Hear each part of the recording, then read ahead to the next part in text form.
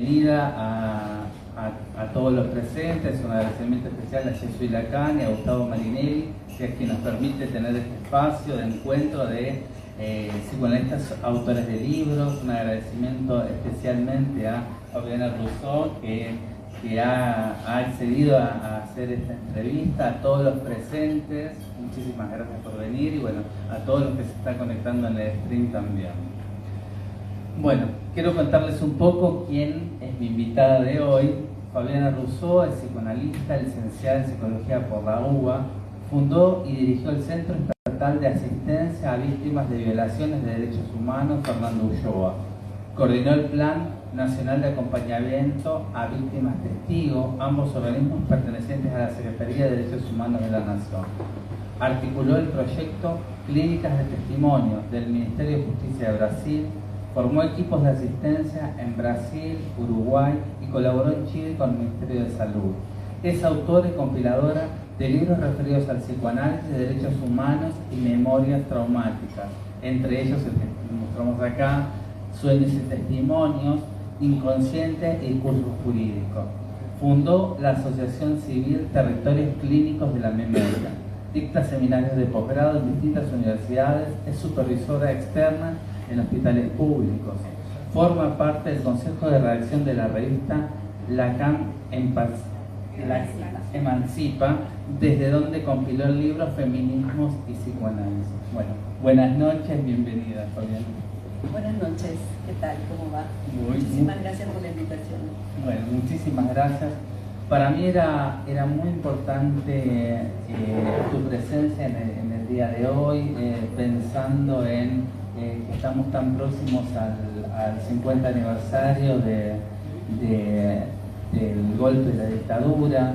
Entonces es un momento que quería que vos pudieras estar en este momento, como para que ese momento llegara y pudiéramos reflexionar realmente de lo que pasó en nuestro país, de la profundidad de lo sucedido, y que bueno, que sea un verdadero día de memoria, de reflexión, y que bueno, vos desde tu aporte en un montón de publicaciones, en este libro también, cómo venís a traerlo esto, cómo viene y entra desde el psicoanálisis. Así que yo te agradezco muchísimo por tus publicaciones, por tu trabajo, bueno, que ya vamos a ir hablando.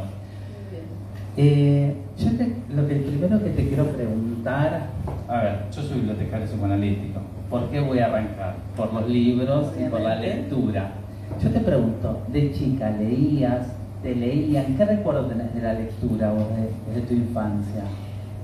Bueno, hice algo, porque yo vi que vos sabías que me ibas a preguntar, entonces traje algo que es una reliquia. No, me muero. Es una reliquia. Es este libro que se llama El nacimiento de los niños y el amor, de una autora francesa que lo escribió en la década del 70, Agnès Rosenstiel, que provocó en aquellos años una especie de revolución. Es como un cómic, en realidad, bueno, está un poco escrito, es como un cómic, son todas imágenes de este tipo, y lo traje porque este libro trajo una serie de problemas cuando yo lo llevé al colegio en esos años. Era primer grado, creo, o los últimos años del jardín de infantes, en donde yo les mostraba a mis compañeritos del colegio este libro y les decía que era mentira que los niños venían saliendo de un repollo, venían con la cigüeña, que en esos años eran como las dos posibilidades de nacimiento de los niños. Entonces, claro, fue una revolución, porque era una escuela pública y inmediatamente... ¿Qué año era? Esto, yo calculo que debe haber sido en el año 70, 71, por ahí. Entonces, bueno, en el recreo todos fascinados mirando esto, y yo les decía, bueno, los niños nacen así, y explicaba todo lo que decía el cómic, ¿no? Inmediatamente la llamaban a mi madre, la citaron, ¿no? Porque eso en esos años era como un lío en la escuela pública. Este libro, que todavía lo mantengo y que me acompaña de muchas maneras, junto con Principito, la literatura de Marilena Walsh, la literatura, bueno, Mafalda, y algunas otras cosas que las tengo y no las traje porque me parecía ya un pase de rosca, como por ejemplo cosas que leí a los 8 años, Máximo Gorki, La madre, sobre la Revolución Rusa. Pero ¿qué pasa? Yo venía de una familia en donde la literatura infantil y de adultos era algo que estaba al alcance de la mano, una familia, digamos, muy comprometida en lo social, militante. Y tampoco sé, hoy pensaba, ¿cómo llegaron estos libros? Por ejemplo, este libro que era una edición originalmente, no sé, es una autora francesa, Máximo Gorki, después me acuerdo que había una enciclopedia ilustrada española, que era una cosa impresionante, y que en mi casa estaba todo, digamos, a la mano. Pero cuando me puse a pensar que a los 8 años mi padre se le ocurrió regalarme La madre de Máximo Gorki, yo dije, bueno, realmente, claro, toda esa literatura, incluido este libro, bueno, Dylan Kifke, ¿no es cierto?, El Principito, y hablar todos los que mencioné, todos fueron luego prohibidos por la dictadura. Sí, completamente. Completamente. No sabía que este libro también había sido prohibido por la dictadura, así que, bueno, digamos que era esa la... por suerte fue antes de que yo hubiera podido leerlo, ¿no es cierto?, cuando estuvieron prohibidos. Pero bueno, en mi casa se leía muchísimo, era la época donde todavía venían a vender los libros a las casas, ¿no?, con las valijitas, se pagaban cuotas, venía el vendedor de libros. Así que había muchas enciclopedias, muchos textos de no sé, Tolstoy, Shakespeare. Es decir, recuerdo que me encantaba mirar eso cuando era niña. Así que... ¿Qué recuerdo tenés de, a ver, vos trajiste esto, ¿no? ¿Y cuál fue el diálogo en casa después de esto? De que la maestra le dijera a tu mamá... Bueno, lo que pasa es que a mi mamá le encantaba, digamos, marcar que nosotros éramos un poco distintos, ¿no? Es decir, yo me acuerdo que para mí era muy normal hablar de estas cosas con mis compañeras, con mis compañeros, y recuerdo, no que me haya hablado a mí mi madre, sino las cosas que conversaban después con mi padre, ¿no? Que pensaban que estaba bien que lo hubiera llevado, que bueno, se había armado una especie de lío, que yo, pero que estaba muy bien que lo hubiera llevado, que tenían que hablar los maestros con los chicos sobre esto. Pero bueno, digamos que mi madre, como además en esa época, nosotros, un poco por la formación, yo diría, soviética, porque si dijera una formación comunista me quedó un poco corta con respecto a las exigencias que había, ¿no es cierto?, en aquella época. Entre otras cosas, por ejemplo, nosotros no teníamos televisión por una decisión familiar. Entonces había muchísima literatura y muchas discusiones. De hecho, mi madre, que en ese momento no trabajaba, pero que sí leía a Bukowski, era la época del no al no, entonces a los niños no se les podía decir que no para no traumatizarlos, así que imagínate lo que era mi casa. Sí, entonces lo que leía Raskowski con la teoría del filicidio, filium y todo eso. Exactamente. Entonces era una casa muy libre, muy abierta en ese sentido, que eso coexistía con una formación, digamos, muy rígida. Exigente. Muy exigente. Por ejemplo, los fines de semana, uno de los paseos con mi padre era ir al Sarcu, que seguro nadie sabe lo que es el Sarcu. No, ni yo sé que es el Sarcu, así que por favor, si nos contás a todos. El Sarcu era, ahora se llama Casa Rusa de Buenos Aires, una cosa así, pero era el centro de relaciones con la Unión Soviética, relaciones culturales con la Unión Soviética. Y ahí había los sábados a la tarde ciclos de cine. Entonces iba a ver los ciclos de cine ruso los sábados al Sarcu. O sea, era un poco así. Y por otra parte, eso estaba cruzado por esos años con, bueno, a ver, las derivas de lo que era el hippismo, ¿no es cierto?, el post-mayo francés, etcétera, etcétera. Entonces también Por supuesto, mis padres eran muy jóvenes y estaban también muy impregnados de toda esa corriente hippie, entonces también eso coexistía con una libertad muy grande respecto de, bueno, una cuestión más familiar, así que eran años muy lindos.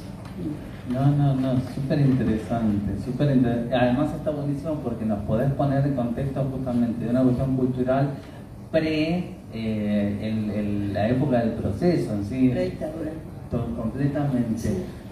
Yo te pregunto, ¿cuál es el primer texto de psicoanálisis que recordás haber leído? Bueno, El malestar en la cultura de Freud. Mira, ¿qué edad tendrías, te acordás? En la secundaria lo leí, yo creo que tendría 16 años, 15 o 16. Ahí ya había pasado la dictadura, yo estaba en una escuela en Normal 10, que además había sido, precisamente presenciamos, yo entré en el 76 y presenciamos el momento en donde irrumpen las Fuerzas Armadas y secuestran a la directora delante de todos nosotros, ¿sí? Y bueno, fue un momento muy, muy álgido, muy complicado, pero había un profesor de psicología que era bastante interesante y recuerdo, bueno, haber leído este texto con él y bueno, haberme quedado muy impactada. ¿Qué sensación te acordás de ese momento? De la lectura del texto de Freud. De la lectura, del contexto, porque realmente es un contexto... Sí, un contexto macabro, único. Muy complicado, sí, porque además esa escuela, bueno, incluso de haber notas de la época, de lo que pasó, de ese momento de la escuela, porque había estado muy, digamos, en el tapete de todas las noticias. Lo que yo recuerdo es una sensación, ya ahí estábamos todos muy tomados por lo que era el silencio social, el no poder hablar, el tener que esconder hasta lo que leías, hasta tus propios pensamientos de alguna manera, y recuerdo una sensación de mucha libertad en poder acceder a esa literatura. De hecho, durante la dictadura yo creo que todas estas lecturas previas y todos los autores que resonaban, ¿no? Porque yo, por ejemplo, pienso que de chica yo ya sabía quién era Freud, no sé por qué. O sea, me mandaban a un analista cuando yo era chica, mis padres, pero yo ya sabía, y hablaba y nombraba a Freud como a Che Guevara, como, qué sé yo, a Marx, como si fueran, no sé, amigos de mis padres, yo no sabía lo que eran. pero eran nombres que yo ya no sé, hablaba. Era, digamos, del ambiente familiar y algo familiar.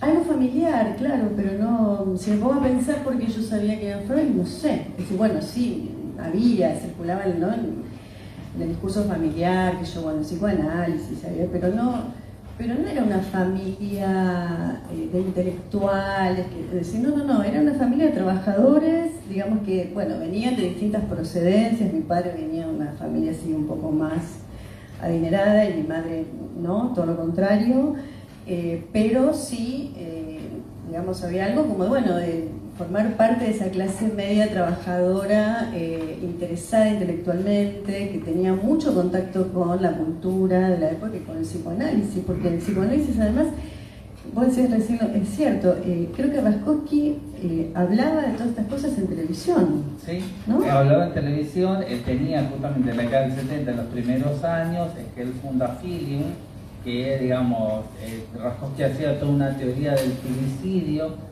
particularmente, y cómo él hablaba de incluso la guerra, que se habla, a ver, la guerra lo hacen los adultos mayores que mandan a sus propios hijos a morir en la guerra.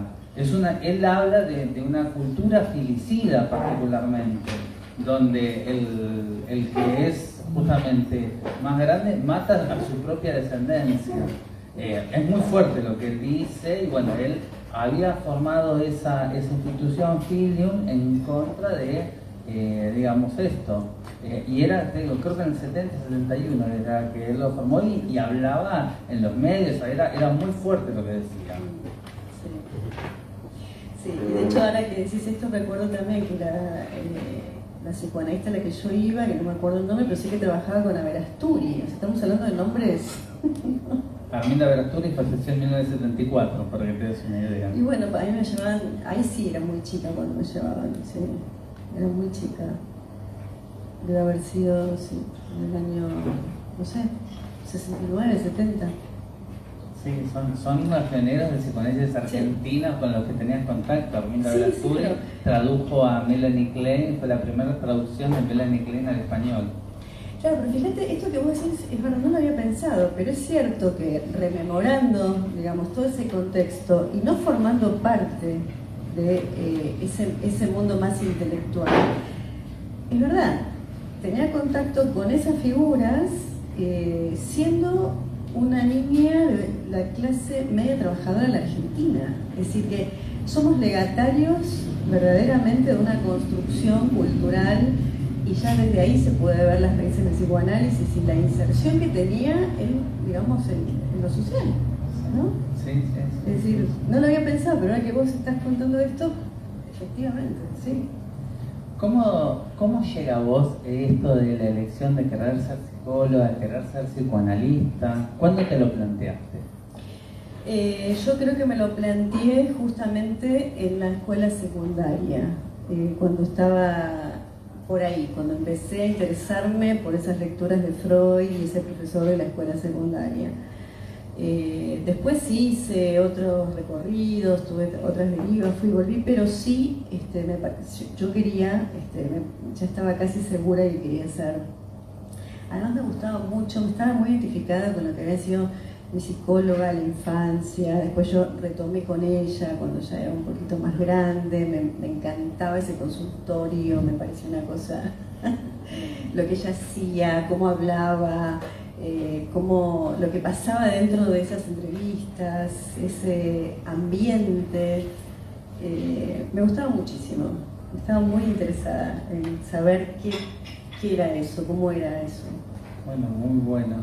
Yo te pregunto, ¿y cómo llegas a la parte, vas llegando a la parte de derechos humanos? ¿Cómo es ese recorrido? Bueno, eso tiene que ver con mi historia personal. Digamos, en el año 76, precisamente, sufrimos un allanamiento en mi casa y bueno, a partir de ese momento cambian toda la cuestión familiar para nosotros, empiezan años de mucha persecución, todo muy, muy complicado, años de mucha oscuridad y de mucho silencio, ¿no? De mucho silencio porque, por supuesto, cuando vos estabas tocadas por estas historias, alrededor no se podía decir nada, era imposible decir, jugabas la vida. Entonces, fueron años muy, muy trágicos y durante mucho tiempo, hoy recordábamos acá con la colega Patricia, que nunca se habló lo suficiente o se escribió sobre lo que significó ser parte de la generación de los 80, en el sentido de que es cuando cuando llegó la primavera democrática, que hoy decíamos, claro, nos reíamos un poco, fue como el Estado español, ¿no? Es decir, las universidades, los amigos, la militancia política, volver a hablar, los primeros recitales, obras, el primer recital, el recital donde también se juntaban, digamos, comida, porque también estaba la guerra de Malvinas, es decir, bueno, fue todo un contexto muy fuerte. Hemos pasado tantas cosas, tantas marcas teníamos encima, y tanto silencio, que eso fue como una irrupción, ¿no es cierto? Es decir, poder empezar a vivir y encontrarte con el otro.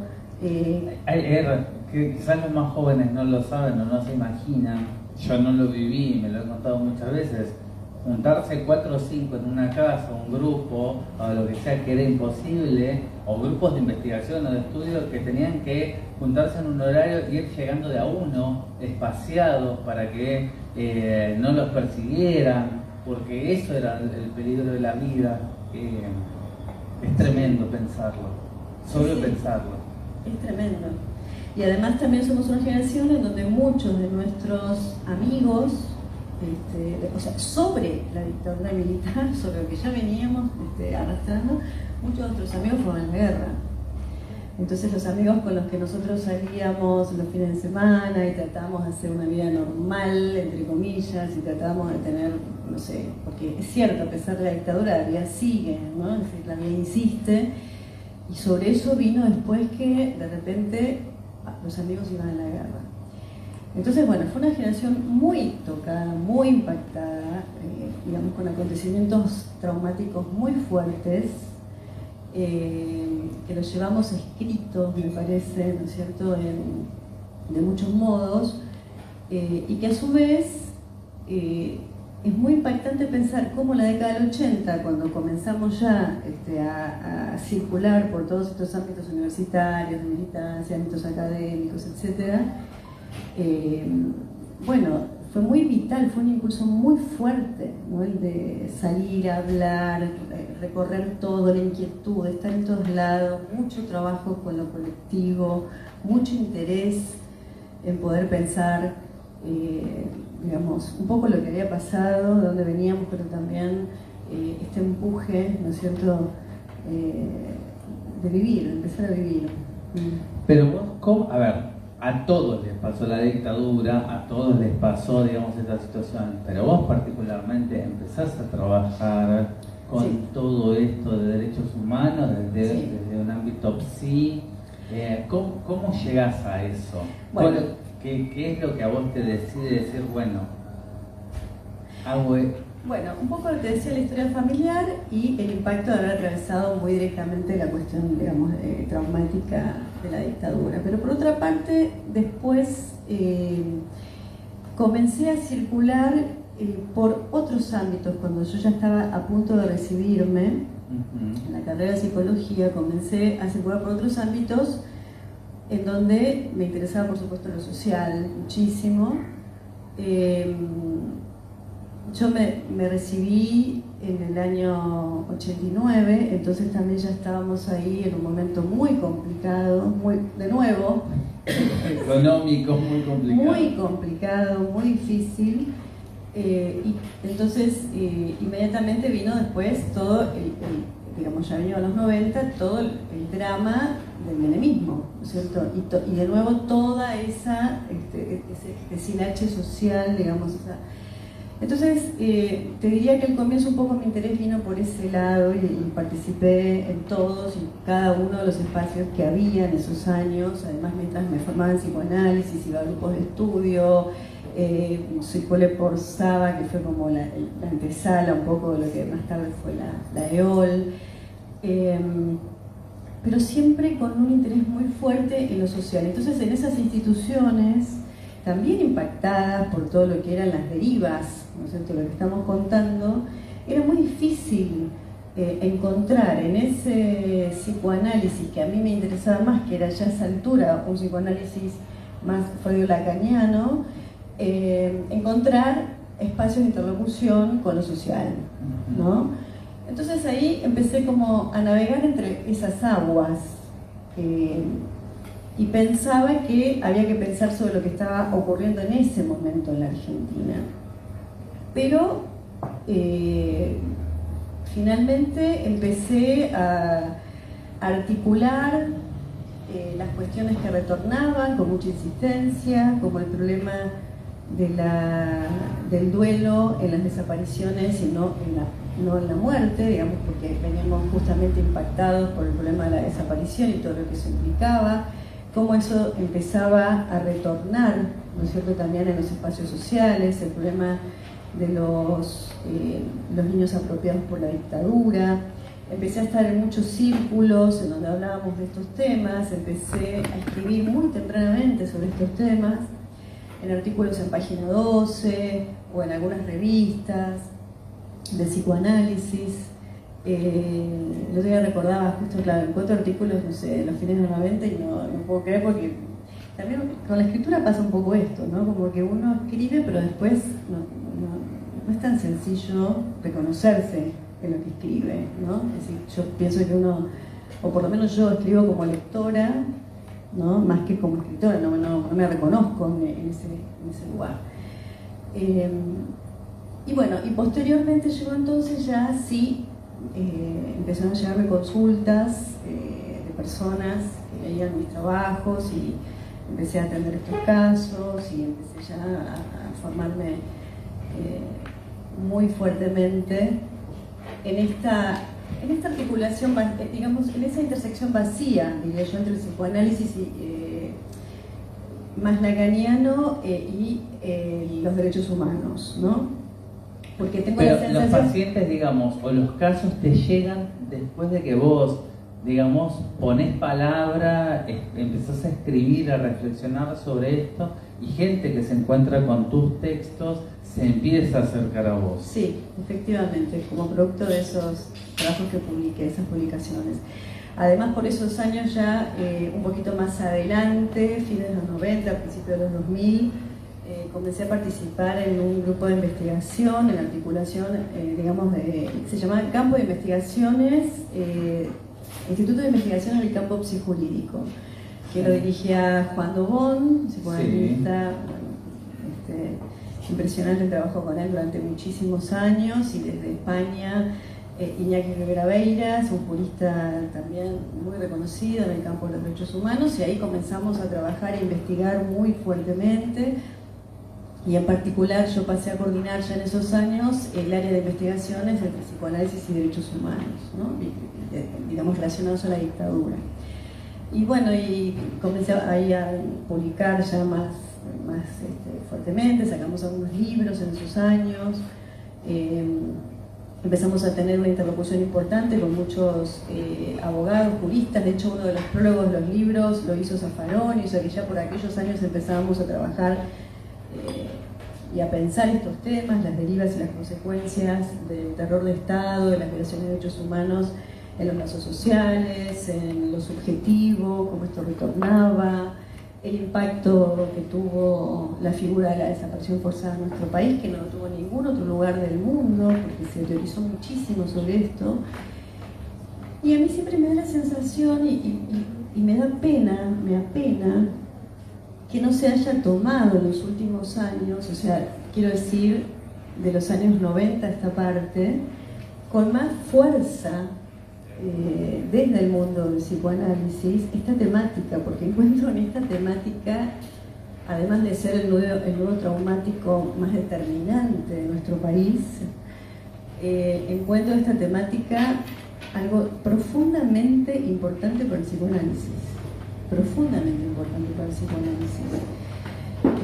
Desde lo que significa pensar en los temas de memoria, qué es la memoria para el psicoanálisis y qué es la memoria para la historiografía o para la sociología, lo que nosotros podemos aportar a todos esos procesos y lo que podemos aportar en torno al discurso social, a los lazos sociales y en las derivas, digamos, más subjetivas, ¿no? Digamos, del caso por caso. Y me parece que en ese sentido le hemos entregado mucho de todo esto a otros discursos, en principio, digamos, estuvieron más próximos a estas temáticas, ¿no? Como el discurso del estrés postraumático, o incluso las neurociencias en algunos casos. Bueno, es decir, discursos que tienden a no zoologizar muy rápidamente todas las consecuencias de un acontecimiento de estas características, ¿no? Entonces ahí es donde pienso que eso que decía del navegar en esas aguas me llevó a no terminar de instalarme en una institución respecto de la formación, sino de circular. Yo me definiría como un flaner en ese sentido, porque nunca se termina de llevar el psicoanálisis al campo de los derechos humanos y nunca se termina de llevar el campo de los derechos humanos al psicoanálisis. Está siempre ese lugar, esa frontera en donde no intersecta. Y creo que eso mismo produjo algo muy interesante en lo que yo vengo insistiendo, bueno, desde que estoy en esto. Yo creo que realmente hay un silencio acá.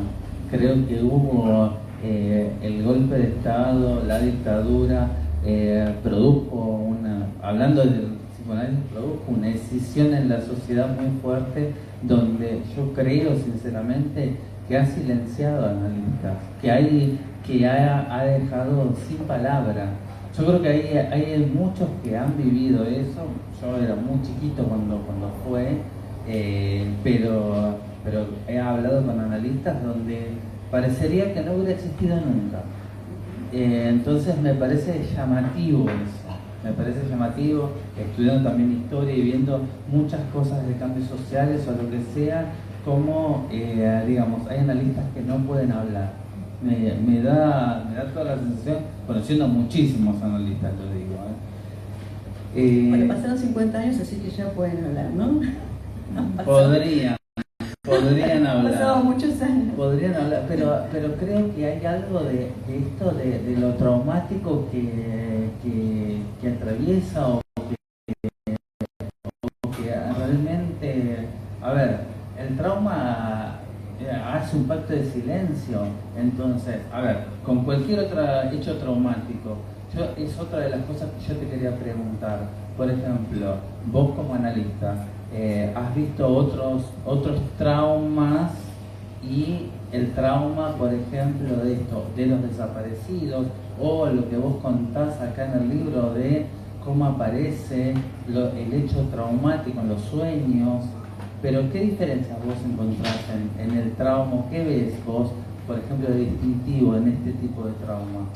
Bueno, esa es una muy buena pregunta porque hay que establecer una diferencia entre lo que es lo traumático, ¿no es cierto?, que es parte de la existencia sexual, hablante y mortal, es decir, sin lo traumático no podemos pensar en nuestra existencia hablante, y el horror, ¿no? Como una categoría. En este libro, una de las primeras cosas que yo planteo como posicionamiento ético es pensar el terror de Estado como categoría clínica, ¿no? Y esto tiene luego un desarrollo al interior del libro que tiene que ver con cómo establecer esas diferenciaciones, ¿no? El exceso traumático provocado por situaciones de estas características en donde el horror fue lo que llevó, ¿no?, a producir este acontecimiento, no puede pensarse ligeramente como aquello que nosotros definimos como lo traumático en cualquier otra historia, ¿no? Pero sobre todo también y acá la diferencia de lo que el psicoanálisis puede aportar respecto de otros discursos más generalizables, sobre todo también para establecer una diferencia entre lo que es el traumatismo como una categoría general. Uno podría decir, bueno, el terrorismo de Estado es un acontecimiento traumático, pero lo traumático para cada quien no necesariamente coincide con eso, ¿no? Que es lo que de entrada también hay que desligar. Es decir, podemos pensar que muchas personas tuvieron la experiencia del límite de los campos de concentración argentina, pero ninguna de ellas salió de allí de la misma manera que otra. Y lo que para una persona es traumático, para la otra puede ser totalmente distinto, por más que la experiencia haya sido la misma.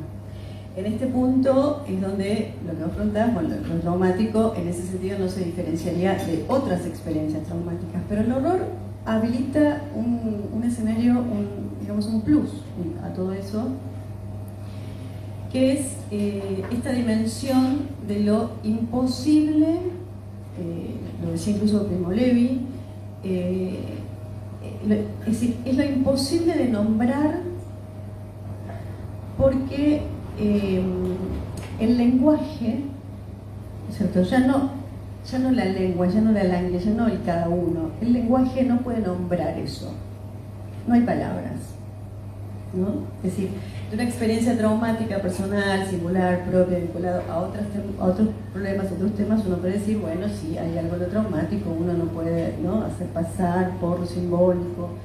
Aquí se juega algo que tiene que ver con el agujero en la lengua, en el lenguaje, ¿no? Entonces, para decirlo así muy rápidamente, porque si no habría que hablar de muchas cosas del libro, pero me parece que acá podemos ubicar, y esta categoría del terror de Estado, el terror invadiendo todo el cuerpo, invadiendo todo el lazo social, invadiendo toda la sociedad, Me parece que es una experiencia traumática de un orden distinto a lo traumático, ¿no? O lo que podemos diferenciar, qué sé yo, en términos más lacanianos, si queremos, el traumatismo del traumatismo, es decir, bueno, lo traumático de lo que es el agujero en lo simbólico para cada quien, ¿no? Entonces, esa articulación entre el punto del para todos y el cada uno, ¿no? El agujero en cada uno, me parece, ahí es donde decía antes, me parece tan determinante para la clínica. Nos ha enseñado tanto esta experiencia social a la clínica psicoanalítica, tanto. Y seguimos hablando del nazismo como si acá no hubiéramos pasado por esa experiencia. Yo realmente lo que pienso que también lo comparo y también te quiero preguntar, porque se habla de la experiencia del nazismo o se habla de un trauma de guerra, pero yo siento que también, penetró algo y tuvimos un trauma mucho más profundo y peor en la Argentina. ¿En qué sentido? Que uno con el nazismo tenía el nazismo enfrente, tenía a los que te iban a llevar al campo de concentración, o vos tenés los que te están bombardeando o lo que sea. Acá hubo algo más macabro todavía, donde vos misma lo dijiste, no se podía decir lo que se pensaba porque podía ser un compañero, un amigo o alguien que te pudiera delatar y que te llevaran desaparecido.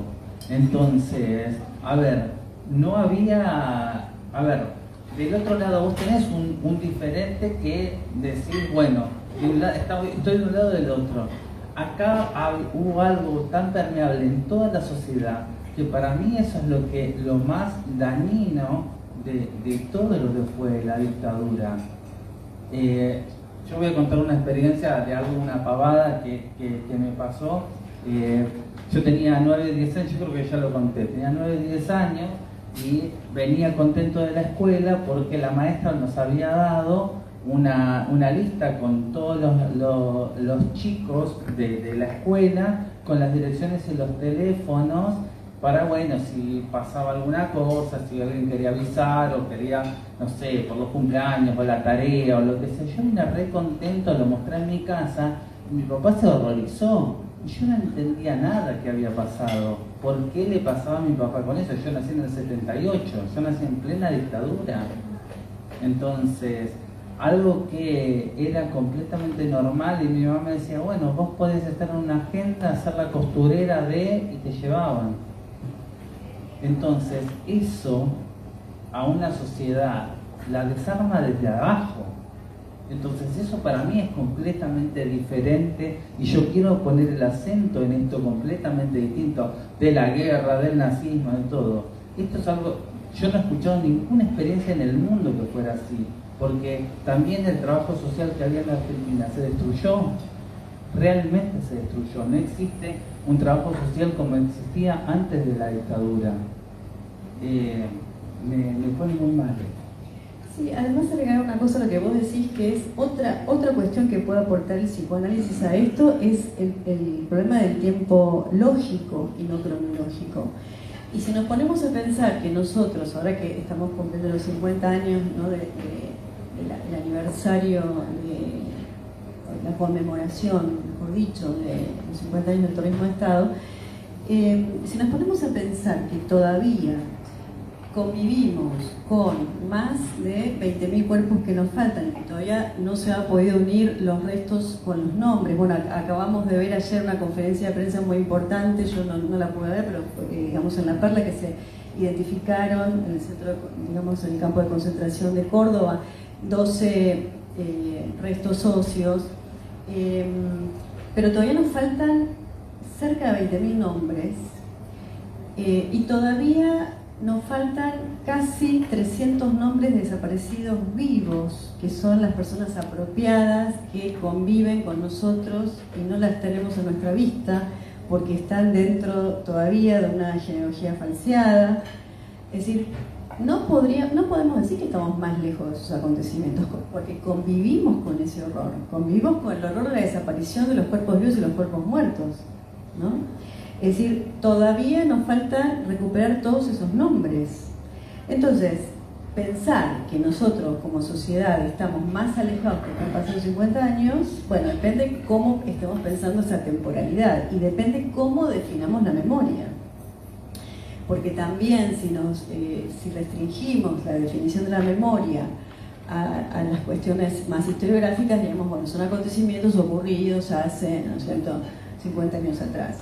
Sin embargo, lo que también podemos aportar en psicoanálisis es que la memoria no es esto, la memoria está en lo que se repite, en lo que retorna. Además hay una superficie de inscripción, en todo caso, que es el propio cuerpo hablante, que es lo que yo intenté rescatar en este libro, que es cuando los testigos en los juicios que se han desarrollado en la Argentina... perdón, ya me adelanté. No, esa es una de las preguntas que realmente sí, a mí me impactaban y que quería preguntarte. Primero es, ¿cómo es que se manifiesta en los sueños esto del terrorismo de Estado? Primero, ¿cómo es que vos lo vas viendo, cómo lo ves y qué es lo que vos decís? A ver, esto es esto y esto no es lo otro. Bueno, lo que pasa es que para eso tengo que contar que, digamos, en el año 2004, un año después de la asunción de Kirchner en la Argentina, y el 2004 que fue el año que además se produjo aquel acontecimiento histórico para mí, que es el ingreso de un presidente junto con sobrevivientes a la Escuela de Mecánica de la Armada, y que se produce ese... bajar el cuadro. Sí, que se produce ese día en todos esos actos tan impresionantes, bajar el cuadro, y además la apertura de la ESMA, ese acto del 24 de marzo, muy impresionante, con muchas consecuencias éticas en nuestro país y de restitución de los lazos éticos y de justicia. Se comienza a resignificar la justicia en ese acto. Simultáneamente, bueno, se declaran insanablemente nulas las leyes de violencia de vida, los decretos de indulto, y entonces comienza un momento muy distinto. Y por ese mismo año, yo ingreso con un proyecto a la Secretaría de Derechos Humanos de la Nación, porque pensaba que el Estado tenía que asumir el tratamiento, la asistencia de los sobrevivientes de la dictadura desde un lugar como política estatal. Y bueno, comenzaron una serie de conversaciones, qué sé yo, hasta que finalmente, luego de un tiempo, bueno, se produce, digamos, ese ingreso a la Secretaría con ese proyecto. Y 2 años después, cuando estábamos pensando y armando seminarios con quienes habían sido los referentes teóricos durante los años previos a la dictadura y también durante la dictadura, porque hay que muchos psicoanalistas muy importantes para la historia de este país, como Fernando Ulloa, Gildo García Reynoso, Osvaldo Saidón, la propia Alicia Stolkiner, Eva Giberti, bueno, así una cantidad enorme de psicoanalistas, sí trabajaron y acompañaron a los familiares. Estamos haciendo un seminario para, desde el Estado, recuperar un poco toda esa historia y pensar las consecuencias y la actualidad de las marcas traumáticas en la subjetividad social, y se reabren las causas en Argentina. Entonces comienzan a llevarse adelante un impresionante proceso de justicia. Y ahí es donde nosotros nos damos cuenta que no se podía poner a hablar a los testigos sobrevivientes y sus familiares. En ese momento habían pasado 30 años, sin que el Estado asumiera responsablemente las derivas de ese hablar, las consecuencias de ponerse a testimoniar sobre lo irrepresentable, sobre lo innominable, sobre estos hechos traumáticos, ¿no? Eran historias muy terribles, y no se podía sencillamente convocar a los testigos a hablar. Además ya habían pasado el juicio a las juntas, habían pasado muchos años, habían pasado muchas cosas, y después se había legitimado la impunidad en la Argentina, se había provocado, es decir, había pasado de todo. Entonces, ¿qué cosa iba a producir un nuevo lazo de confianza a tal punto de volver a testimoniar entre las víctimas del Estado y el Estado? ¿Qué cosa? ¿Qué tenía que producirse? Y ahí es donde encontramos el huequito para decir, bueno, esto tiene que estar sostenido en un acompañamiento donde esa palabra pueda tener una superficie de inscripción que no sea solo y otra vez el cuerpo de los sobrevivientes. O sea, no puede ser. Ya han pasado por todo esto, les ha pasado todo esto, han declarado, han dicho, el Estado ha reconocido, ha habido sanciones penales, pero luego vinieron, digamos, todas las leyes de impunidad. Esto no amedrentó a los sobrevivientes, es decir, continuaron los organismos de derechos humanos insistiendo, ¿no es cierto? Hubo juicios por la verdad, hubo en la década del 90 los hijos con esta invención, ¿no es cierto?, que eran los scratches, bueno, si no hay justicia hay scratch, entonces eran modos de señalizar lo que había pasado. Bueno, ocurrió de todo en Argentina. Es un país conocido en el mundo entero por sus políticas de memoria, que no fueron siempre las políticas estatales. No, es decir, las políticas estatales de los años 2000 asumieron, ¿no es cierto?, lo que los organismos y los sobrevivientes habían instituido durante todos estos años. La insistencia, el deseo de memoria, como dice mi amiga Natalia Magri, el deseo de memoria, no solo el deber de memoria, es decir, un país deseante de memoria. Y que entonces toda esa construcción hizo posible que cuando se dieran las condiciones, estatales, con la asunción de Kirchner, esto hay que decirlo con todas letras porque fue así, se podía abrochar todo eso que se había ido instituyendo y todas las invenciones sobre la memoria, ¿no? Entonces nosotros ahí dijimos, sí, vamos a comenzar a acompañar todo este proceso, pero no al estilo de lo que la psicología o la psiquiatría o los discursos, sí, por llamarlo de algún modo, puede entender como ese acompañamiento, que no era un acompañamiento terapéutico, era redefinir esa función en el marco y al interior de una experiencia que queríamos que sea contrahegemónica dentro del Estado. Una política pública que verdaderamente invirtiera, digamos, la condición de víctimas, ¿no es cierto? Los testigos son las víctimas que van a venir a declarar. No, queríamos que esto transitara por los mismos lugares que los propios sobrevivientes siempre marcaron. Ellos dijeron, nosotros queremos que se nos reconozca como responsables de habernos opuesto a un régimen militar, no como una... La palabra víctima en ese momento no tenía sentido, no hacía sentido a los sobrevivientes.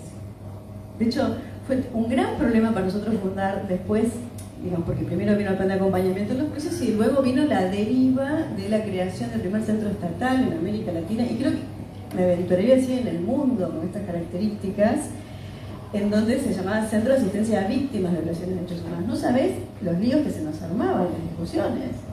Nosotros no nos reconocemos como víctimas, nosotros hemos sido militantes políticos, queremos que esté incluida esa posición subjetiva, ¿no es cierto?, y colectiva de haber tomado esa decisión. Es que hay mucha diferencia entre ser víctima en una posición propia y ser sobreviviente. Yo creo que hay un camino muy diferente desde el sujeto, que es ponerse o en víctima o realmente hay una cuestión de vida a ver, creo que la víctima sigue siendo victimizada y el sobreviviente no. Claro, lo que pasa es que a su vez, y ahí empezamos en todo un debate muy fuerte, muy profundo, muy responsable durante muchos años al interior del Estado con respecto al tema de que, por supuesto, el Estado también tenía que hacerse cargo de que eran víctimas del Estado, no eran víctimas de otras cosas. Sí, totalmente. Y ahí empezaba el problema de cómo nombrar esto, porque en la medida en que además a nivel internacional comenzaba a surgir el derecho internacional de los derechos humanos con toda una perspectiva distinta sobre la víctima, con toda una definición sobre las secuelas, digamos, que dejaban las violaciones de derechos humanos en los sujetos, etcétera, etcétera, el Estado, la forma que el Estado tiene de asumir esa responsabilidad por la criminalidad de sus actos es reconocer a ese sujeto como víctima del Estado. Entonces esa categoría estatal, víctima del Estado, se constituye también, digamos, en el contexto de un debate muy fuerte, muy interesante, hay mucho escrito sobre eso también, y bueno, ellos fueron los que empezaron a llegar a estos escenarios judiciales. Y a tu pregunta sobre entonces qué es lo que encontraba allí, yo como psicoanalista, si bien coordinaba el Plan Nacional de Acompañamiento y formamos armamos equipos en otros países, etcétera, etcétera, porque, digamos, si bien no había en ese momento juicios en otros países de la región, sobre todo en el Cono Sur, sí Argentina recibía testigos de otros países, entonces también formamos esos equipos. Pero yo, mientras todos salían de la sala y escuchaban, digamos, bueno, todo el universo probatorio, bueno, la fecha, los sobrenombres, los apodos, dónde estuvo, los clandestinos, yo escuchaba al otro sujeto que estaba compareciendo en la misma escena judicial, que ese sujeto era inconsciente. Y esa fue, digamos, mi apuesta, tratar de introducir. Eso era la otra pregunta, que ¿cómo aparece la idea de valor probatorio de los sueños? Eso me parece una cuestión que vos lo hablás en el libro y dije, ¿cómo es esto del valor probatorio de los sueños en un juicio? ¿Cómo se llega a eso? Me parece nada. Solo en Argentina podía pasar esto, ¿no? Por lo que decíamos al comienzo. Sí, totalmente. La impronta. Bueno, en las distintas presentaciones que tuvo este libro, cada vez que hay, por supuesto, representantes del discurso jurídico, siempre sale este debate. Bueno, un sueño no puede ser probatorio de un acto, digamos, criminal, ¿no es cierto? Y como decía una psicoanalista cuando la presentamos en Mar del Plata, nadie puede ser sancionado penalmente por un sueño, ¿no? Entonces, claro, lo que estamos diciendo en este libro con respecto al sueño de testimonios es, en primer lugar, que me interesó marcar la proximidad lógica con la que está hecho un sueño y un testimonio, porque esto, así como lo marcó Freud desde el inicio, somos responsables incluso de lo que no sabemos, ¿no es cierto? Y el sueño es como el reducto de eso que nosotros no sabemos.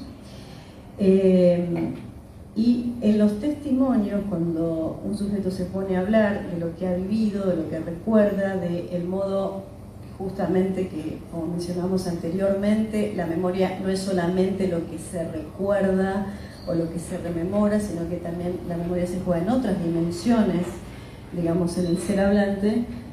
Y, por ejemplo, ha habido situaciones en donde, más que nada, esto lo planteo en el libro, se jugaba algo de la reminiscencia. La reminiscencia que proviene, digamos, de un lugar distinto, no hace su tránsito, su pasaje, digamos, por lo simbólico, retorna desde otro lugar, más próximo al ombligo del sueño, más próximo al inaccesible, más próximo al carozo, digamos, de lo real, y que sin embargo en el momento de disponerse a hablar en un juicio emerge o irrumpe esa dimensión también de la rememoración, digamos, de acontecimientos que vienen de un lugar, digamos, no pasan por lo simbólico, vienen de lo real, ¿no? Incluso lo tomo en un caso en particular, el sueño de Ángela Urondo, que es muy impactante porque finalmente ella llega a la justicia con su sueño, lo que ella dice, yo viví los acontecimientos traumáticos siendo una bebé que no llegaba a tener un año, tenía 11 meses, y sin embargo, aquello que pensé toda mi vida, que era solo un sueño traumático, resultó siendo un recuerdo, que no es un recuerdo estrictamente como piensa la justicia y qué es lo que la justicia le exige al testigo. Recuerde. Ahora, ¿recuerda o no recuerda? ¿Eso es un recuerdo? ¿O esto es algo que en el momento en que irrumpe y se torna actual y en ese momento se constituye en un acontecimiento para el sujeto, sin embargo es algo que proviene de una reminiscencia y es un acontecimiento en donde ella estuvo presente y no lo puede recordar desde la memoria a la que apela el discurso del otro de la justicia? Pero sin embargo nosotros podemos decir, bueno, es que ese reducto de real es verdaderamente lo que no miente, es verdadero. Es decir, que fue un poco la obsesión que yo tuve. Yo decía, mientras escuchaba cientos y cientos de audiencias todos los años que estuve a cargo del plan de acompañamiento, yo pensaba, si los jueces dieran lugar a esta dimensión inconsciente, esto que retorna, verdaderamente estaríamos frente, ¿no? Es decir, esto es lo que no puede nunca ser cuestionado en su valor de verdad, ¿no? Claro, son distintas las situaciones del libro, de los 3 sueños que yo traigo, y lo que me interesa marcar es que estos 3 sueños están escritos dentro de las audiencias jurídicas de este país. Quedaron escritos estos sueños, están, cuando alguien vaya y consulte, bueno, ¿qué declararon los testigos? Están estos sueños. En la jurisprudencia argentina están estos sueños, ¿no? Cuando van y los desgrapan, están estos sueños. Esto es impresionante. Es decir, ¿cómo irrumpieron estos sueños? ¿Cómo traspasaron la frontera del discurso jurídico que se dirige al sujeto del derecho, que es un sujeto objetivo, donde está el plexo probatorio, donde no se puede decir ninguna palabra de más ni de menos, ni cambiar ninguna palabra a lo largo de los años en los testimonios, porque eso implicaría, digamos, incluso faltar a la verdad, etcétera, etcétera. Todo esto que conforma, digamos, el discurso, ¿no es cierto?, de la técnica judicial.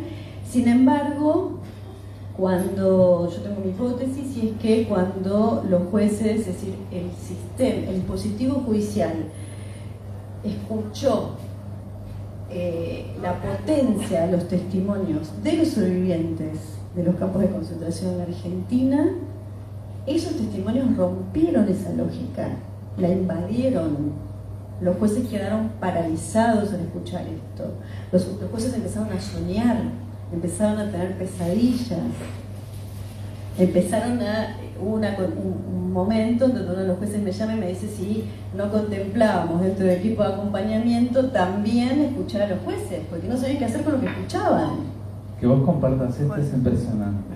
Algo que, a ver, vos lo sabés, pero ninguno de nosotros nos hubiéramos imaginado que el terrorismo de Estado llegaba e invadía a los jueces que escuchaban a las víctimas.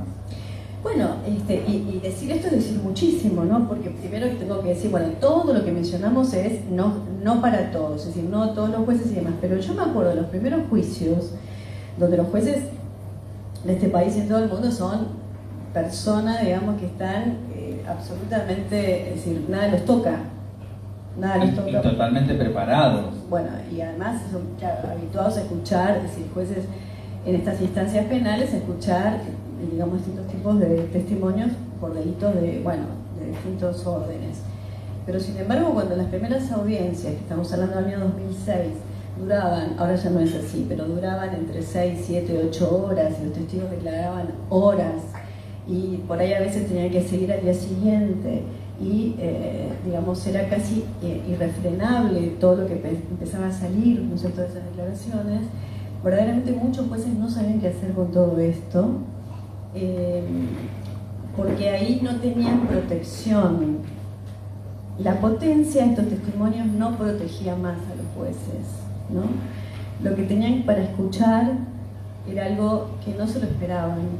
Y yo creo, si me preguntas hoy, ¿de dónde provenía esa potencia? Yo creo que del inconsciente más que de los recuerdos de los acontecimientos que se habían vivido. Es decir, lo que empezaba a emerger ahí, ¿no? Es decir, los recuerdos, los sueños, las preguntas, las dudas, los silencios.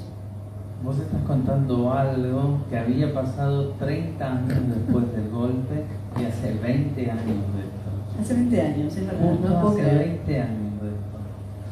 20 años. Sí, 20 años. ¿Qué sentís que pasó con la justicia en ese momento? ¿Qué sentís que pasa y que ve hoy la justicia con todo esto? Bueno, vos sabés que hace poco, antes de la asunción de Milei, le hicieron un reportaje al juez Rafecas, que igual son los jueces de instrucción, digamos, más importantes en Argentina sobre los temas referidos al terrorismo de Estado, y le preguntaron precisamente si él consideraba que estos juicios habían modificado la justicia, ¿no es cierto? Porque de alguna manera al día de hoy, aunque tampoco se sepa esto, todavía existen juicios por estas causas, o sea, no es que están terminados los juicios. Lo que pasa es que, por supuesto, digamos, no tienen ya ningún peso, no están difundidos por ningún lado, distintas instancias, o digamos, no son publicitados. No son publicitados.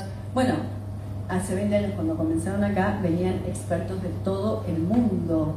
Estaban plagadas las audiencias de expertos, investigadores, académicos de todo el mundo, porque era un acontecimiento único. La Argentina es el único país del mundo que juzgó a los responsables de crímenes de Estado, de crímenes de masa o de lesa humanidad, bueno, digamos, o de genocidio, con la justicia ordinaria del país. No se crearon tribunales especiales. Entonces es un acontecimiento muy, digamos, distinto de otros acontecimientos mundiales, y siempre fue, digamos, un ámbito de mucha investigación, mucho interés. Pero más allá de eso, me viene a preguntar. No, estabas contando lo del juez Rafecas. El juez Rafecas, la justicia, claro. Él dijo, si lo modificó. ¿No? Claro, él dijo que todo lo que había ocurrido en el marco de los juicios de lesa humanidad, sin embargo, no había traspasado a otros ámbitos penales, es decir, donde se llevan adelante juicios, qué sé yo, con pibes pobres, ¿no es cierto?, situaciones más ligadas a otro tipo de delitos penales, pero que no tienen la impronta del terrorismo de Estado. Que bueno, que la justicia ahí no ha cambiado su perspectiva, su visión, sigue siendo más o menos la misma, y esto lo podemos notar, ¿no?, con lo que pasa en otro tipo de juicios. Sin embargo, la impronta y lo que se generó alrededor de estos juicios, y por eso cuento también lo del interés de otros países del mundo, fue tan fuerte que modificó a la justicia en relación a esta perspectiva, digamos, que tenían al comienzo sobre lo que eran esos testigos. Las preguntas que hacían al comienzo los jueces y las juezas a los sobrevivientes eran preguntas totalmente indignas y que estaban tocadas por esta lógica repetitiva, lo jurídico, que era decirle a alguien, por ejemplo, si recordaba cuántas veces lo habían torturado, o no sé, cosas así, de ese tenor. Alguien que hablaba 30 años después, es decir, que no era algo que además pudiera traer, digamos, más luz sobre lo que se estaba juzgando, ¿no? Entonces, la dignidad con la que se tenía que llamar a declarar también fue una de las funciones que nosotros como equipo de acompañamiento tuvimos o quisimos tener o decidimos impulsar, porque nos parecía que llevar o elevar, digamos, el testimonio a la dignidad del acto del sujeto en esa posición de responsabilizarse por lo que uno dice en ese contexto, era muy importante, que no se podía denigrar ese lugar, no se podía hacer justicia de cualquier manera, no se podía, digamos, convocar a alguien a hablar de algo tan complejo y repetir una técnica jurídica como si esto no estuviera, digamos, además tocando a la sociedad en su conjunto, incluso los propios jueces, ¿no? Entonces, ¿qué quedó hoy de eso? Sería una buena pregunta. ¿Qué pasó hoy con eso? ¿Dónde está todo eso? Bueno, no nos queda más remedio que creer en las marcas, ¿no? Nosotros como yugoslavistas. Yo lo que creo, y cuando vos decías cómo modificó la justicia en un aspecto que tiene que ver con estos crímenes y en otros no, me ponía a pensar en la violencia de género, por ejemplo, que terminan haciendo todo este tipo de preguntas o de situaciones de revictimizaciones cuando podrían tener una óptica más humana.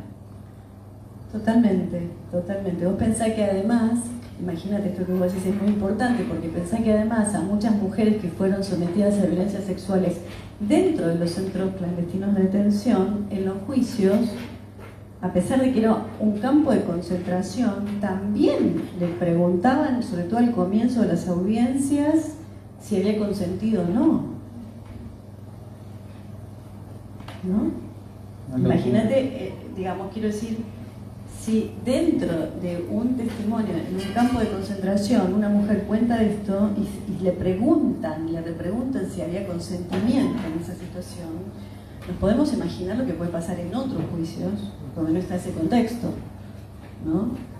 Entonces, esto es brutal, esto es algo que realmente, yo creo que en ese sentido, las juezas y los jueces que pasaron por este proceso sí han, no todos, pero muchos de ellos y ellas han entendido algo, digamos, de los límites que tiene hablar, de lo que significa dar una declaración en este sentido, y me parece que si hay algo que a mí me siento, no sé, honrada de haber podido participar todos estos años de esa experiencia única, y que lamento que no se conozca más en los ámbitos sociales, psicoanalíticos, políticos, etcétera, etcétera, es haber sido traductores entre ese sujeto del inconsciente y el sujeto del derecho, ¿no? Traductores, digamos, algo que sea posible escuchar eso con dignidad, no de cualquier manera, porque no se puede hacer justicia de cualquier manera. Totalmente.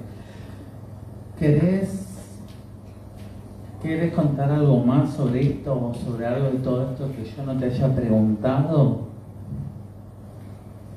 No, yo diría de hacer lugar a si hay unas preguntas. Vamos a las preguntas después. Termino mis preguntas sobre vos y después abrimos a las preguntas. Acá del público presente que quieran preguntar y después el stream. Vamos a hacer eso. Bueno, si tuvieras la oportunidad de debatir o preguntarle algo a algún psicoanalista, ¿le preguntarías algo a alguien en particular? ¿Y qué le preguntarías? Si tenés alguna pregunta. ¿Sobre estos temas? No, sobre lo que quieras. Sobre lo que sí, yo quiera. Encontrarte con Lacan, qué sé yo, lo que quieras. No, pero te quiero contar algo que dijiste esto. Te quiero contar algo que no te respondo a esa pregunta, pero te quiero contar algo que ahora que dijiste si me encontraba con Lacan. Tuve un encuentro intermediado con Lacan hace muy poco con este libro. Este libro se tradujo al portugués y al francés, y como consecuencia de una larga trayectoria que tenemos en común con los colegas del Centro Primo Levi de París, que también trabajan con inmigrantes europeos y que han trabajado y recibido y tratado a muchos sobrevivientes de las distintas guerras y de los niños nacidos, por ejemplo, en los campos de trabajo.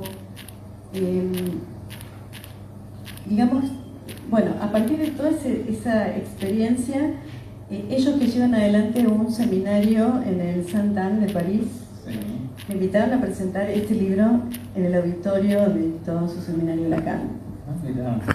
Y fue muy impactante y me retornó la pregunta sobre cómo es posible que en Francia este libro llegara a ese lugar y que los colegas que trabajan estas temáticas en el Centro Primo Levi consideraran que esto es un tema nodal del psicoanálisis, que si tengo que hacer una pregunta, vuelvo a la pregunta al comienzo: ¿cómo es que aquí no por este libro? No es que mi libro, no por el libro, sino por la temática, es decir, cómo no hubo ninguna duda de entrada de que este libro tenía que, digamos, estar en el núcleo duro de las preguntas del psicoanálisis, porque, entre otras cosas, ni Freud ni Lacan jamás dejaron por fuera todas estas cuestiones, ni hablar de todo el interés que tuvo Lacan sobre el problema jurídico, el derecho y demás, bueno, ni hablar de Freud directamente. Entonces, bueno, me parece que es de alguna manera una pregunta que insista. Bien. De alguna manera le respondiste igual, Si tuvieras la oportunidad de agradecerle a alguien que puede estar en este plano o no, ¿quién le agradecerías? A mi padre por hacerme leer La Madre a los 8 años y estar hoy aquí. Me llevó muy lejos la insistencia y la exigencia. No, hermoso. Muchas gracias por compartirlo. ¿Qué te hace reír? Me hace reír muchísimas cosas. Me parece que no podemos darnos el lujo de perder esa capacidad en este momento de horror y de destrucción. Me hacen reír muchísimas cosas, no sé, me río mucho con amigas, con amigos, no sé. Pero me parece que eso es algo que verdaderamente no podemos darnos el lujo de renunciar a eso. Bueno, muchas gracias. Si tuvieras la oportunidad de un viaje al pasado, 18 años, que te encuentres con esa Fabiana de 18 años, ¿qué consejo y qué le dirías en este momento? Esta Fabiana se encuentra con esa. Nena, para la moto. Yo le tendría que decir eso a Fabiana porque, bueno, era a los 18 años, en un momento de mucha disrupción por todos lados, todo el mundo, ¿no? Ahí. Nena, para la moto, le diría. Qué consejo, todo bueno. ¿Qué significa para vos ser psicoanalista? Mira, de alguna manera creo que todos los que nos dedicamos al psicoanálisis hablamos casi siempre como analizantes más que como analistas.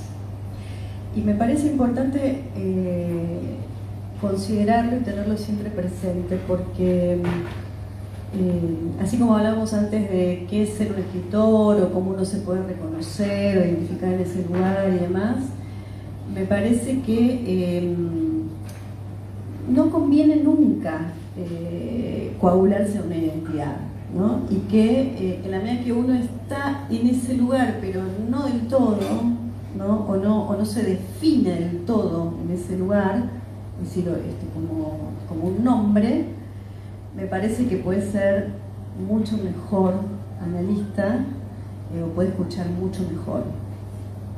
Muy bien, está bueno, está bueno.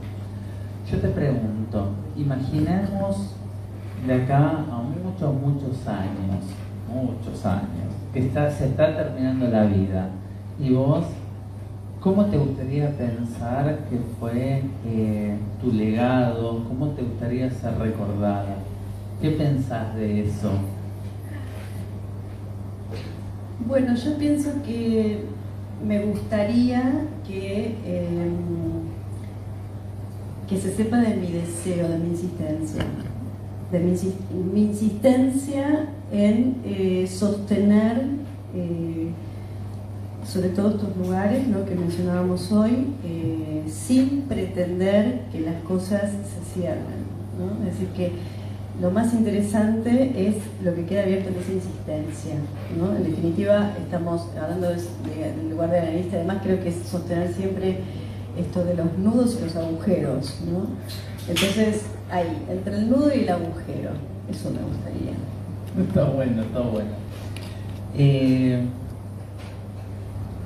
Yo no tengo más preguntas para hacerte, no sé si quiere alguien del público acá presente preguntar algo, allá, el micrófono.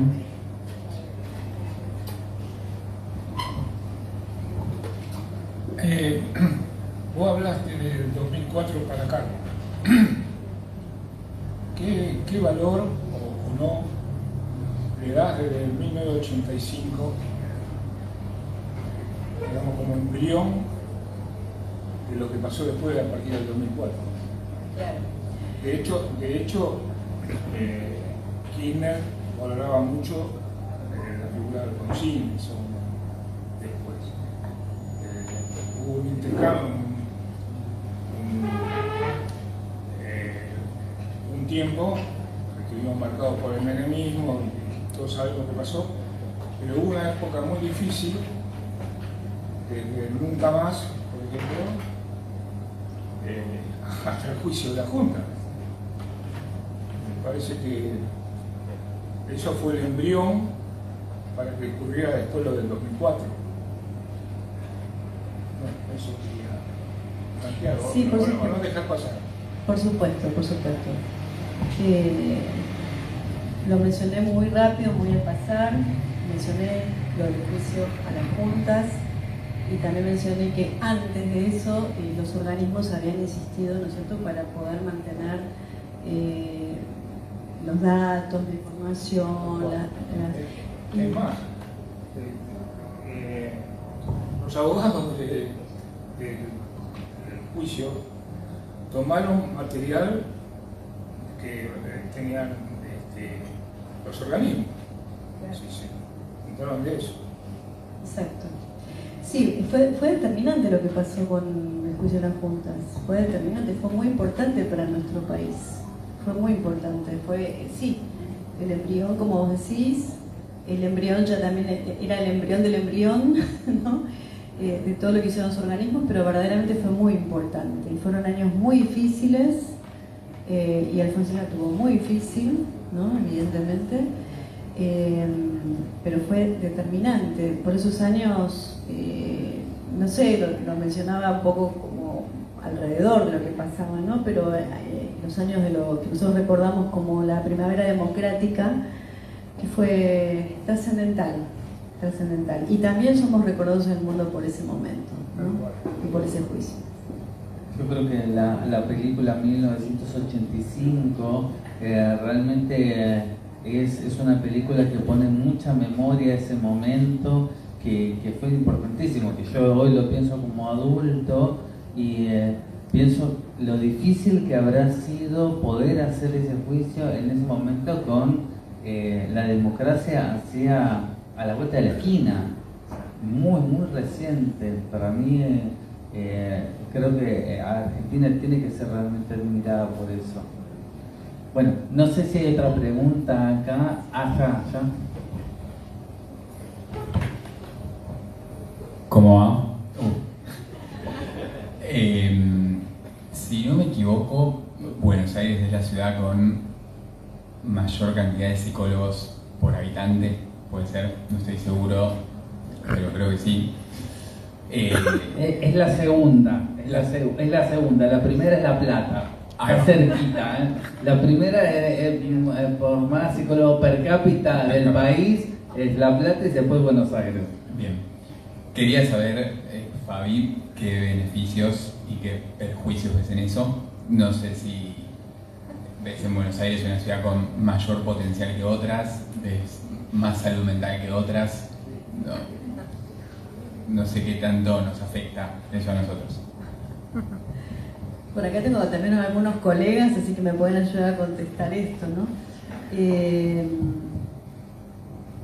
No, salud mental no se ve en Buenos Aires mucho, ¿no?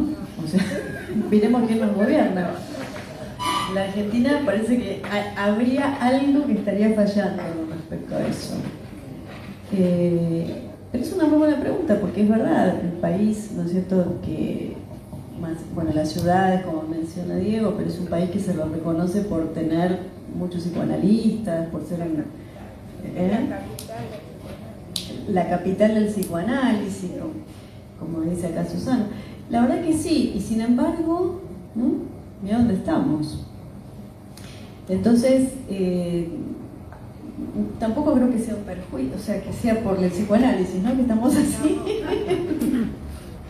Yo opino que digamos, hay algo. Yo estoy en un grupo de investigación de historia de salud mental en Argentina hace varios años.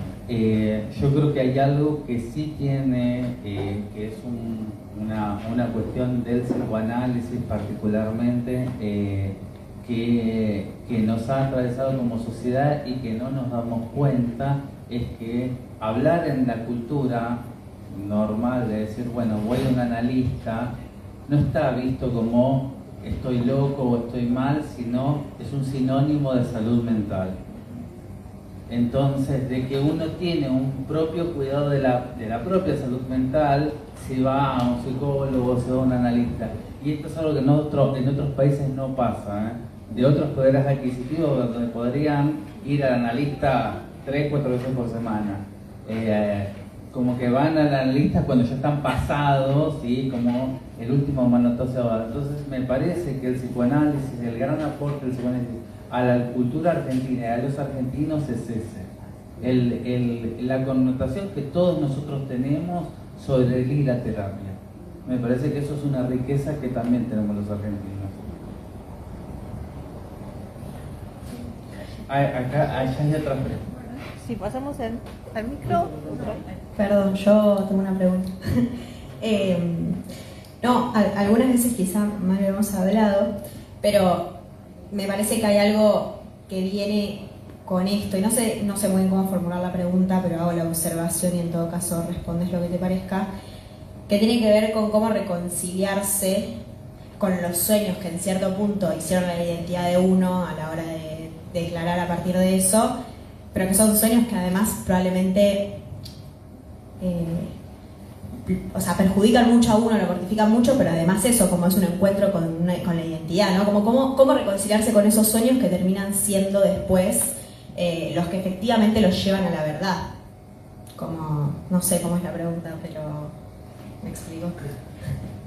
Reconciliarse, ¿a qué te referís con reconciliarse?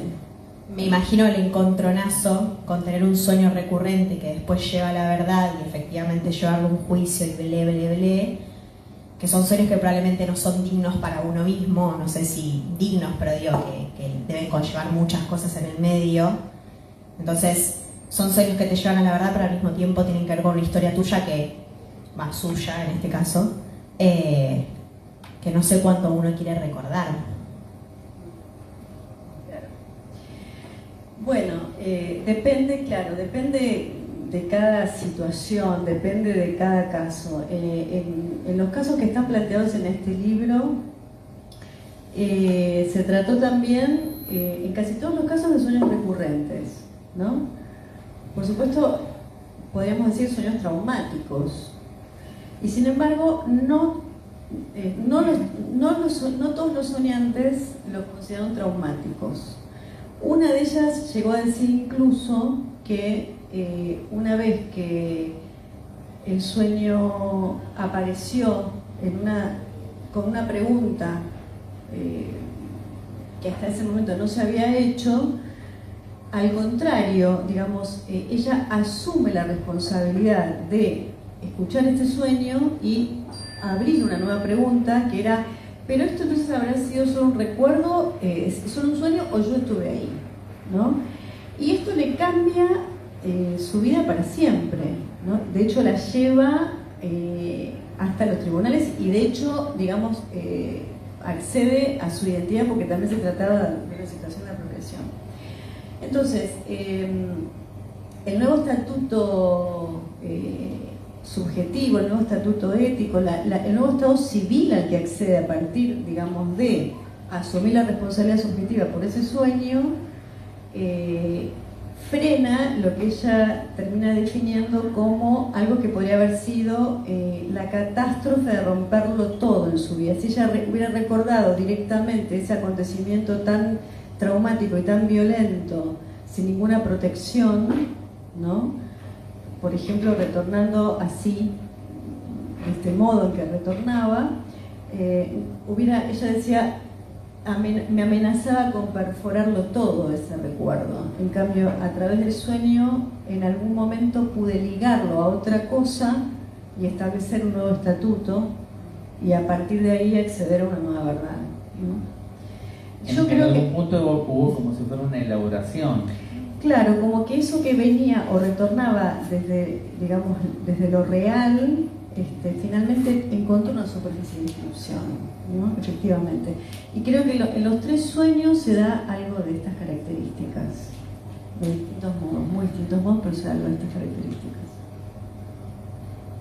Bueno,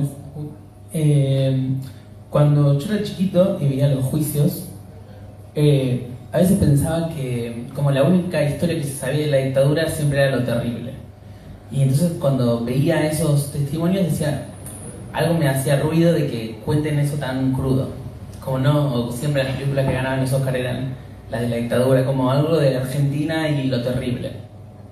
Y ahora de más grande, cuando veo eso y veo los juicios, no puedo creer la valentía de esas personas de contar eso, de realmente, de que requiere mucho valor poder decirlo, de apalabrar eso que es terrible. Y más allá de que seguramente los jueces o el Estado se puso fue valiente también en condenar lo que había pasado con la dictadura, la valentía civil de poder contarlo y apalabrar eso, no sé, capaz ahora, no sé si estamos en esa misma valentía civil, me parece, de poder decir las cosas que están pasando, o qué nos pasan, o qué pasan. Bueno, yo no te puedo responder a eso, pero me parece una muy buena apreciación la que vos haces, ¿no? Porque también es cierto que todos nos estamos preguntando de alguna manera hasta dónde esta sociedad que porta estas marcas, como vos decís, digamos en términos de la valentía, cómo esta misma sociedad puede dejar, ¿no es cierto?, o dejarse de alguna manera, dejar desplegar esta pulsión mortífera o dejar desplegar desde el propio Estado esa especie de sadismo, ¿no?, que incluso hace pocos días atrás, en la apertura de las sesiones ordinarias, el presidente lo dijo con todas las letras: me encanta provocar esto, me encanta provocarles, ¿no? Así, de alguna manera aludió a este sadismo que le encanta provocar. Entonces, bueno, es una muy buena pregunta la que vos haces, y también lo tenemos que pensar, para ser muy honestos, un poco más allá de la Argentina, ¿no? Porque hablando de genocidios, hablando de campos de concentración, estamos, parece ser, frente a un retorno de todos esos significantes mortíferos y monstruosos, donde pensamos que a la salida de la Segunda Guerra Mundial, ese nunca más, ¿no?, como parte del consenso mundial de que no podía volver a ocurrir semejante atrocidad, tenía un efecto, funcionaba como punto de capitón, se habían, digamos, de alguna manera creado un montón de instancias internacionales para frenar la repetición de esos crímenes. El concepto incluso de esta frase tan que circuló tanto y que circula tanto por todos los lugares, que es recordar para no repetir. Ahora pareciera que estamos en la inversa, ¿no? Parados, es decir, es repetir para no recordar. Repitamos, ¿no? Es decir, que retornen los peores significantes, que la pulsión de muerte esté desencadenada y no recordemos nada. Es más, pareciera ser que en este momento, no sé si por efecto de la inteligencia artificial, pero creo que no solamente, podemos vivir sin recordar. Hay una cosa que Hannah Arendt decía en La banalidad del mal. A ver, justamente el repetir una mentira hasta que se transforma en una verdad, pero es una mentira. Cuando él recién hacía esa pregunta, decía la cuestión de la valentía de estas personas, hay algo que no quiero dejar de mencionar, que nosotros tenemos también desaparecidos en democracia. Julio López, en la década del 2000, fue desaparecido por testimoniar en los juicios. Y eso es una deuda tremenda de la democracia y de la Argentina.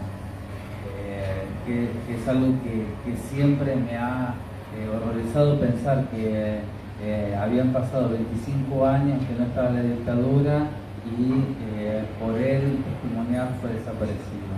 Bueno, Julio López fue el primer, declaró el primer juicio, iba a declarar el primer juicio en La Plata, y precisamente con la desaparición de él es en donde se produce un momento muy complicado, porque recién se reabren las causas. Entonces, la sensación que teníamos dentro del Ministerio de Justicia era que con esta desaparición se iban a frenar todos los juicios, que fue el intento, ¿no?, fue el objetivo. Y sin embargo, vos hablabas recién de la valentía, ningún sobreviviente dejó de testimoniar por esto, y de hecho, no lo mencioné antes, pero el plan de acompañamiento surge, también un poco a consecuencia de esa desaparición, por lo que implicaba poner en marcha todo este proceso. Pero también quiero reforzar un poco de lo que vos mencionabas recién con respecto al tema de recordar y la memoria, que es interesante pensar en este momento donde parece que todo que todo ha desaparecido, toda esa construcción, todo esto que venimos contando, que no alcanza con pedagogizar, ¿no es cierto?, con la memoria, es decir, no alcanza con explicar, con decir, es decir, me interesa mucho más, que es a lo que también apunta el libro, a la transmisión de la memoria. Por eso digo que nosotros estamos en un momento donde parece que todo, digamos, se ha desarmado, pero no nos queda más remedio que creer en esas marcas y lo que retorna. Porque está lo que retorna, ¿no? Y está lo que se inscribe en lo que retorna, y está lo nuevo en lo que retorna. Entonces, tenemos ahí una posibilidad de seguir insistiendo en esas marcas, ¿no? Juan, ¿puedo repetir? Por supuesto, Juan. Dos cosas. Primero, a mí, después de haber ido 2 veces a la ESMA y salir, como salimos todos cuando estamos por ahí, yo decía, debería ser obligatorio que podamos visitar cualquier centro argentino, porque hay un montón. Debería ser como tener el documento único, ¿no? Es decir, en el documento único te ponen un sellito, fuiste o no fuiste. Que vean y se sacan algo así, muy fuerte. Y lo otro, bueno, lo otro es que celebro muchísimo la presencia de los jóvenes y la intervención de los jóvenes. Porque nosotros los más grandes, por ahí decimos, no, ya no dan pelota a todo esto, ya pasó 50 años, ya está, como muchos te pueden decir, y veo que no. Y por eso hoy me voy muy bien acá. Muchas gracias, Juan. Hola. Bueno, agradezco escucharte, Fabiana. Yo en realidad me iba a referir a tu libro, el cual leí y que lo recomiendo ampliamente porque son testimonios de sueños de gente que fue en su momento desaparecida. Yo recuerdo cuando vos presentaste el libro en el centro... En el centro Abasto. Trajiste a una persona, una mujer, no recuerdo el nombre, que estaba entre las soñantes. Ángela Urondo. Y lo que recuerdo de esa presentación, que me quedó muy grabado, es que no solo de la presentadora, sino de los sueños en general, que no eran pesadillas, eran sueños repetitivos, a partir de los cuales se pudo construir el lugar donde habían estado prisioneras. Una que recordaba una luz, me acuerdo, que aparecía, y que hasta se llegó a reconstruir quién había sido el apropiador o el torturador, se puede llegar a construir, pero a través de escenas, pequeñas escenas en el sueño. O sea, cuando se habla así de cómo puede estar esto en el inconsciente, también tengo que pensar en los sueños perceptivos, ¿no es cierto? Aquello que en el sueño algo de eso se trabaja, eso se simboliza, se puede, entre comillas, algo de eso se puede elaborar. Pero lo que está como son las perspectivas, porque había una que de beba había sido apropiada y estuvo encerrada con la madre, ¿no es cierto? Y a través de los sueños pudieron reconstruir dónde estuvo y quién había sido la persona que estaba, no sé si el torturador o el apropiador, porque recordaba algo que le acercaba, ¿no? Y que aparecía en el sueño. Y se consideraron legítimos, legales esos sueños, como testimoniales, ¿no? Según recuerdo que se había comentado esa vez. Bueno, eso quería decir. Gracias. Por favor, muchas gracias. En relación a esto, una cosa muy cortita, es que efectivamente en el caso de esas dos soñantes que eran bebés en el momento que ocurrieron los hechos, se presentaba, y está planteado un poco en el libro, la diferencia entre lo que es aquello que retorna por la vía significante y aquello que digamos, Freud plantea en términos de lo ultra claro o de lo hipernítido, ¿no es cierto? Que, digamos, a consecuencia de la represión primaria, eso queda desalojado, absolutamente desalojado. Por eso antes decía que no es algo que retornara en estos sueños por la vía, y también le evalúo, por la vía de, digamos, algo sintomático o algo, sino que la perspectiva de esas escenas, desde este concepto freudiano muy interesante de lo hipernítido, es lo que las hace despertarse, ¿no? Despertar a la pregunta, pero entonces esto, ¿de qué está hecho? ¿No? Porque en definitiva está hecho de una estofa muy distinta a la de los sueños, a las pesadillas o a los sueños traumáticos, ¿no? Bueno. Bueno, vamos con las preguntas del stream. Al respecto de justo lo que comentabas, Lex Kumaneko pregunta: ¿cómo se presenta en el ámbito jurídico un sueño? Me refiero a si se presenta un informe o como un testimonio del especialista. Es decir, ¿cómo se da una personalidad jurídica válida?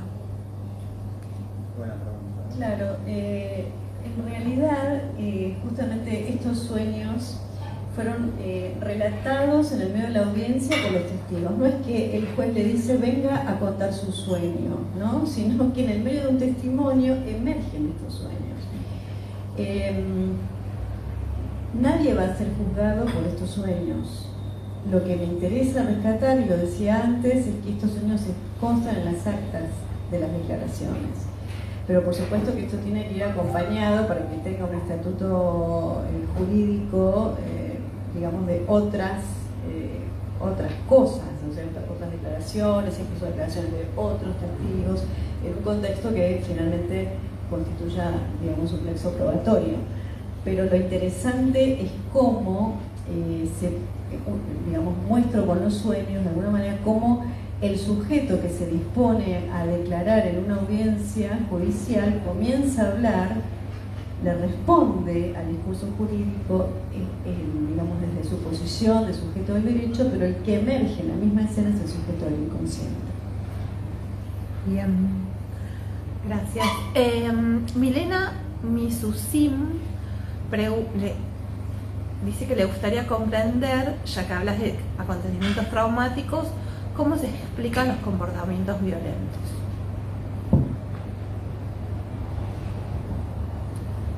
Bueno, no sé si podemos responder eso en este contexto. Estamos hablando de todas maneras de crímenes de Estado en esta reunión.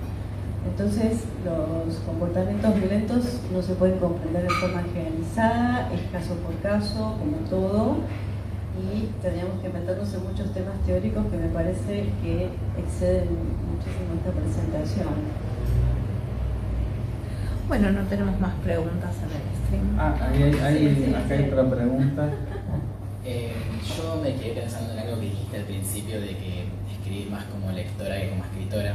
Supongo que ahí entonces entra en juego en este libro que, aclaro, no leí, muchas voces de gente que vos has leído, sumado a que supongo que en ese ejercicio casi militante de ponerse al servicio de contar otra historia, de traer otra voz, me pregunto en qué lugar queda tu voz, la de la escritora, que para mí siempre está presente de alguna manera u otra. Si vos intentás eso, relegarlo a la hora de escribir sobre estos temas, intentás darle lugar, si no lo pensás, ¿qué sucede con eso?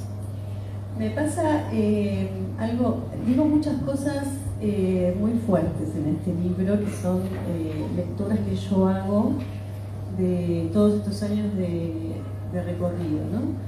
Pero ahora que preguntas esto, recuerdo que Sandra Russo me hizo una entrevista hace un tiempo y me preguntó desde cuándo tenía el libro escrito, ¿no? Y me quedé pensando en eso porque yo, la verdad que lo tenía escrito en mí desde hacía mucho tiempo. De hecho, cuando yo me puse a escribir este libro, no sé si el libro me escribió a mí, yo le escribí al libro, ¿no? No podría decir eso porque a su vez, cuando vuelvo a releerlo, tengo un efecto como de extrañeza en lo que leo de las propias palabras que yo he escrito.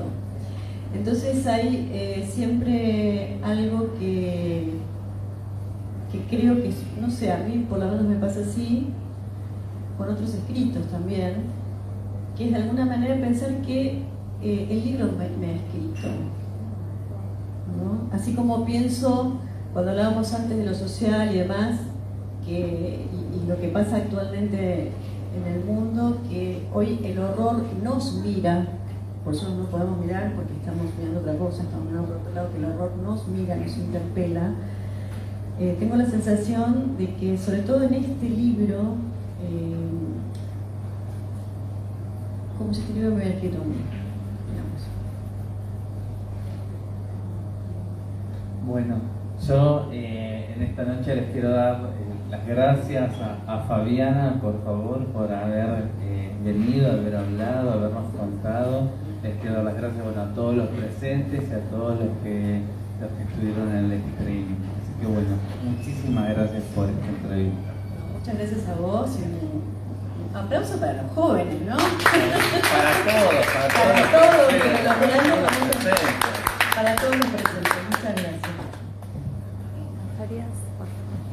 Yo me olvidé de hacer mis avisos parroquiales. El 28 de marzo está la Feria del Libro Psicoanalítico acá en Yesuilacán de 15 a 19 horas con un evento especial de escena y psicoanálisis a las 21. Así que tienen que hacer las reservas los que quieren estar en la cena en el evento. Así que bueno, muchísimas gracias a todos.